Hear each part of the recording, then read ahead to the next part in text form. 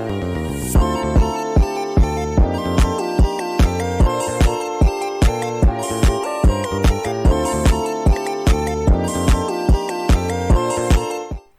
anak-anak, bagaimana kabar kalian?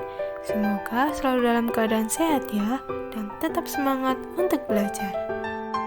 Di video kali ini kita akan belajar ilmu pengetahuan alam dan sosial bab 1, melihat karena cahaya, mendengar karena bunyi, topik A, cahaya dan sifatnya.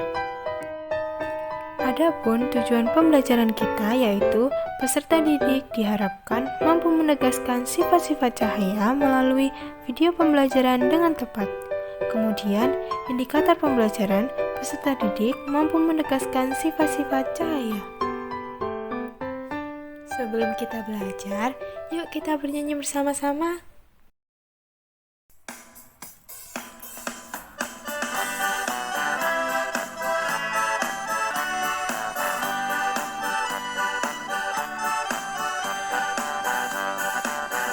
Mari kita belajar sifat-sifat cahaya. Yang pertama adalah dapat merambat lurus. Yang kedua adalah menembus benda bening. Yang ketiga dapat dipantulkan.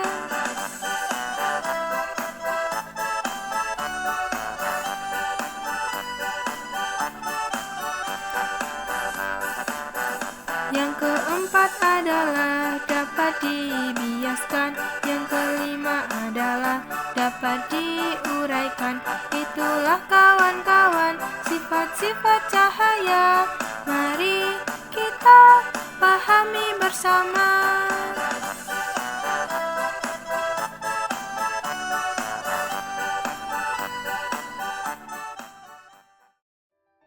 Sebelum mulai, kamu tahu nggak sumber cahaya terbesar di bumi itu apa?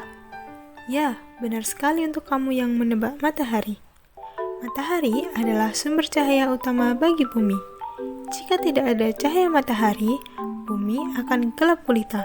Kamu pun jadi kesulitan untuk melihat benda-benda di sekitarmu.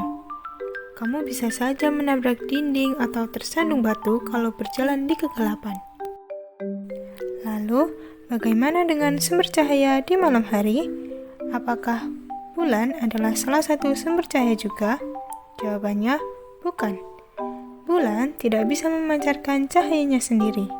Cahaya bulan adalah pantulan dari cahaya matahari. Ingat ya, meskipun malam hari, matahari masih tetap ada di tempatnya. Justru, bumilah yang berputar hingga sebagian daerah bumi akan membelakangi matahari dan mengalami malam. Tentunya, lampu sudah ditemukan, sehingga kamu tidak perlu khawatir kegelapan saat malam hari. Berikutnya, yuk pelajari 5 sifat cahaya. Pertama, cahaya dapat merambat lurus. Ketika merambat, cahaya tidak memerlukan medium perantara.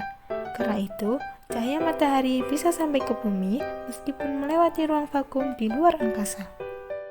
Cahaya yang merambat lurus dapat kamu lihat pada sorotan lampu mobil atau lampu motor, lampu senter, lampu mercusuar di pinggir pantai, atau cahaya matahari yang masuk melalui celah ventilasi.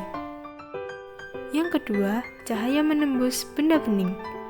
Coba lihat jendela di rumahmu. Jendela biasanya terbuat dari kaca agar cahaya matahari dapat tembus dan menerangi ruangan. Atau, pernahkah kamu melihat dasar sungai karena airnya jernih? Ya, air yang jernih dapat ditembus oleh cahaya sehingga batuan, tanaman, atau ikan-ikan di dalam sungai dapat terlihat. Yang ketiga, cahaya dapat dipantulkan. Cahaya yang mengenai permukaan benda akan dipantulkan. Permukaan benda yang rata dan licin seperti cermin akan memantulkan cahaya dengan teratur ke satu arah yang disebut dengan pemantulan teratur. Sementara, permukaan benda yang tidak rata akan memantulkan cahaya ke segala arah yang disebut dengan pemantulan baur. Sifat pemantulan cahaya yang paling mudah diamati adalah saat kamu bercermin. Bayangan dirimu pada cermin terbentuk karena pemantulan cahaya.